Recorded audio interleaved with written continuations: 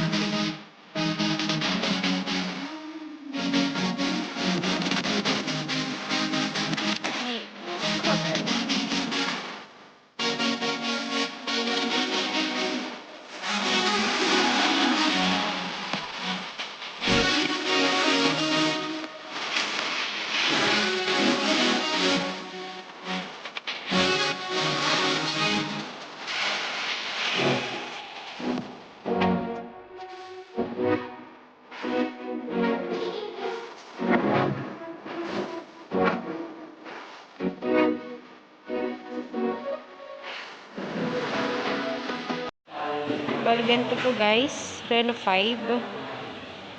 Maliwanag na po yung camera niya guys. Ito po yung specification niya guys. Yan po. Slim lang siya guys. Slim lang. Tapos ganito po yung likod niya. Yan guys. Meron na po siyang free speaker guys. Dito po kayo bumili guys. Nasa SM Talabastagan po kami guys. Sa mismong Oppo Concept Store. SM Talabastagan po.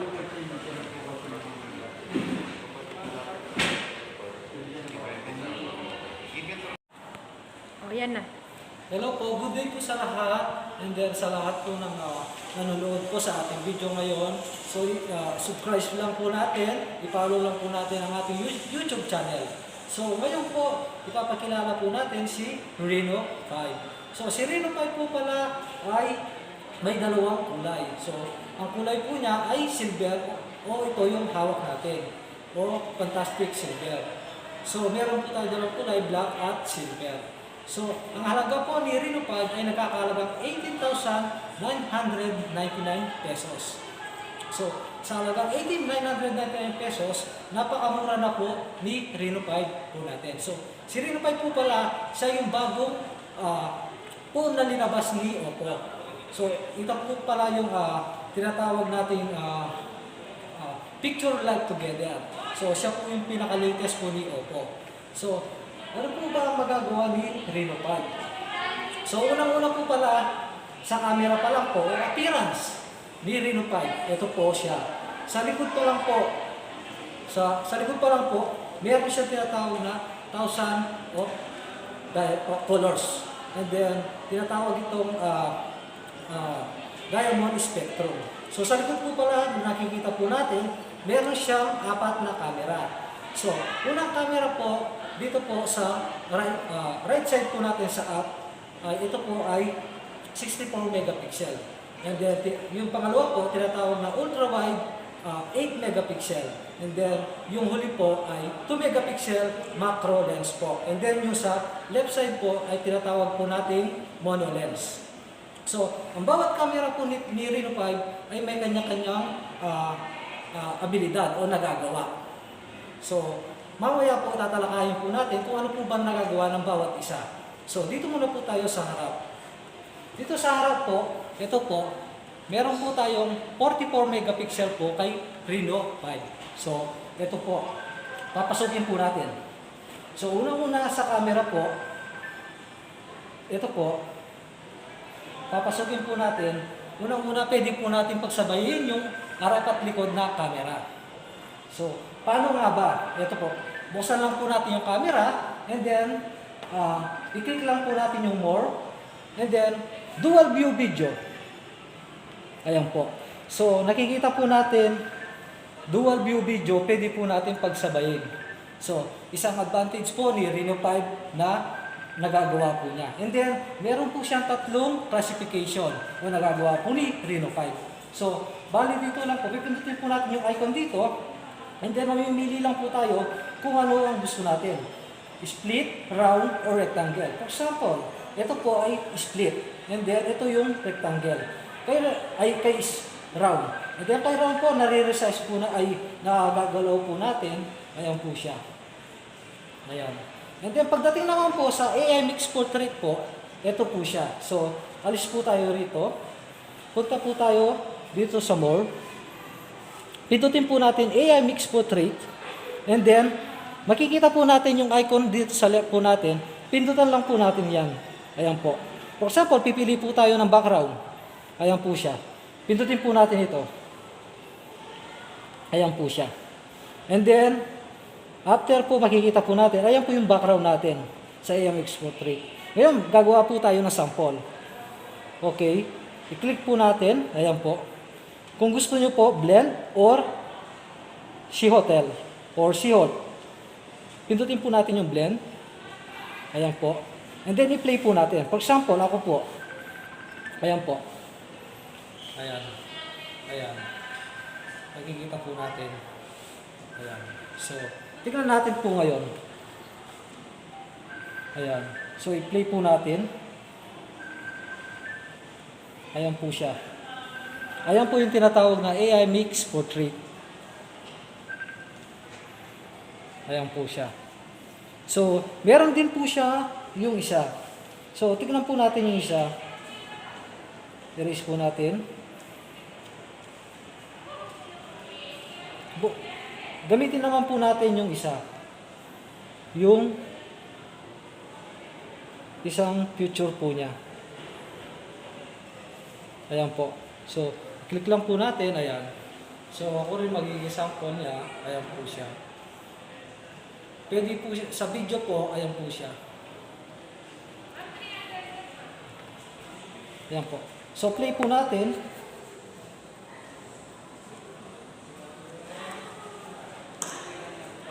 Ayan. So, anino lang po yung nakikita natin sa kanya, yung pangalawa po natin. Pwede po tayo nang pumili ng iba-ibang background po. Nasa sa atin po yun. Kung anong background yung gugustuhin po natin. Basta isip po natin yung background, and then, gagamitin po natin para sa ating AI Mix Portrait. And then, sa camera din po, meron siyang ultra steady video po. Na kung saan kapag kumukuha po tayo ng video, hindi na magiging klaro po sa mismong subject po. Kahit tumatakbo tayo, nagmamaneho, o kahit nasa travel po tayo, pwede po natin magamit yung ultra steady video po. So, napakaliwanag po kapag nagtitake po tayo ng video. And then, meron po tayo tinatawag na AI highlight video. For example, ngayon kasi sobrang maliwanag. For example, gabi po, nagtitake po tayo ng video or photo, hindi na natin problema dahil kung madilim man siya.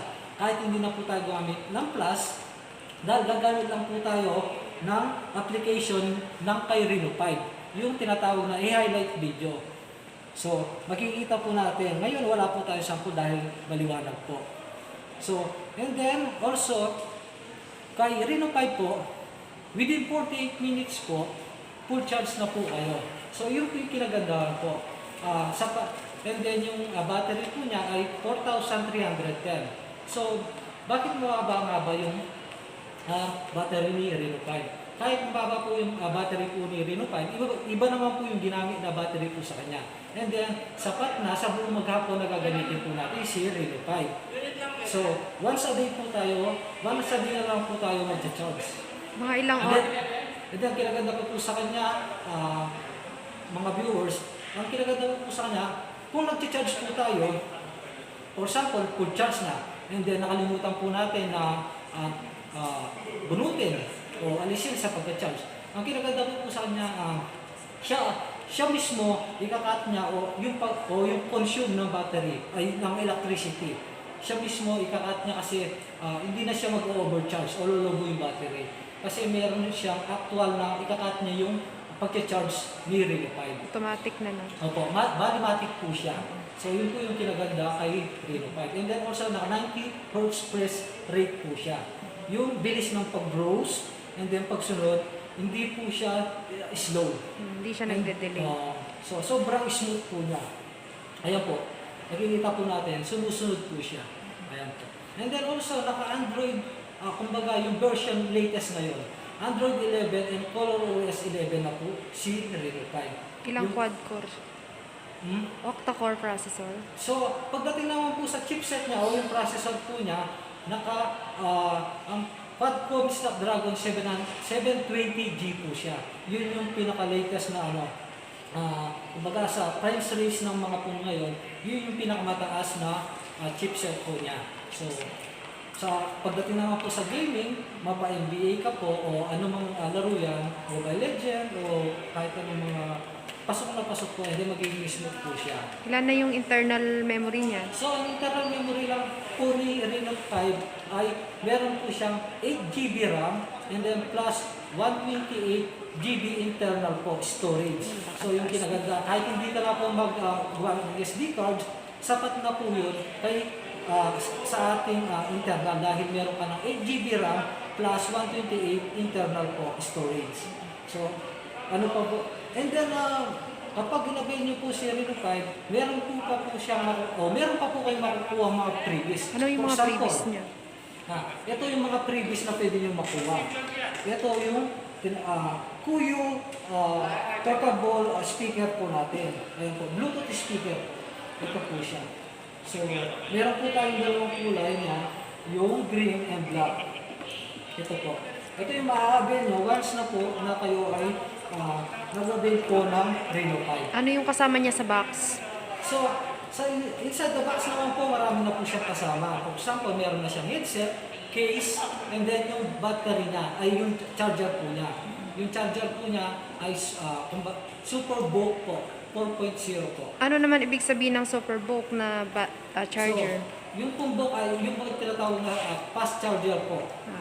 Ginamitan po siya ng fast charger ng kay Reno 5. Bali, ano po siya, 50 watts po siya. So, yun po yung bilis ng pag-charge po kay Reno 5. So, kay Reno 5 po pala, by the way, may dalawa po siyang klase. Meron siyang 4G and 5G. So, yung 4G, ito po hawak natin. Price range po niya, ulitin ko po, 18,999. Pareho lang ba yung 5G tsaka 4G? Anong difference po nila? Ang pinakaiba po ni 5G and 4G, so si 5G, unang-una pagkaiba po niya, sa battery po, dual battery po siya. And then, especially of course, yung pagka-5G po niya. And then meron siya sa yung appearance niya, timbang niya iba din po. Kasi mas mabigat po si 5G. And then meron siyang tinatawag na AI beautification na wala kay Reno 5 4G po. So, yun, saka ano pa ba, yung and another also po, kay Reno 5, meron siyang tinatawag na privacy system na pwede po kayong gumawa ng dalawang account. Ano po ba yung dalawang account? For example, si kumpare o si Mare o yung kaibigan po natin, hinihirap po yung phone natin. O ayaw po natin ipakita yung mga laman ng phone natin o mga picture o video po natin, ang gagawin lang po natin ay ipapasok po natin yung pangalawang account. So, doon po papasok si privacy system. Bali, pwede po tayong gumawa ng dalawang account. So, bali ipapasok mo lang yung isang account mo na kung saan ay wala doon ang lahat ng mga file mo para hindi niya makita. So, hindi niya kayang pasukin po yung una yung account kasi may mga password po yun. Yun po yung tinatawag na privacy system. And then sa gaming naman po, yung tinatawag na game optimization. Wala po tayong problema pagdating sa gaming dahil sobrang smooth niya and then mapipili mo kung yung mga or sample, mga notification o pumapasok sa inyo ay hindi ka na ma-disturb o ma-store doon. And then, katulad nga kay Reno 5 o yung latest, yung nauna nating Reno 4, kung ano yung nagagawa po ni Reno 4 ay nandito rin po kay Reno 5. For example, yung spy prevention and air control prevention po.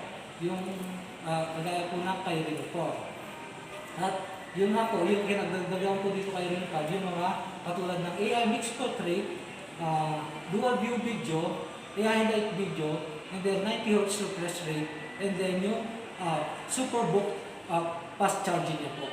And then yung appearance po niya, yun po yung kinaganda. So, ano pa bang hinihintay po natin? So, maggabi na po tayo kay Reno 5. So, kay Reno 5, sa kanya nyo lang po ma-experience ang ganitong mga features na wala sa iba.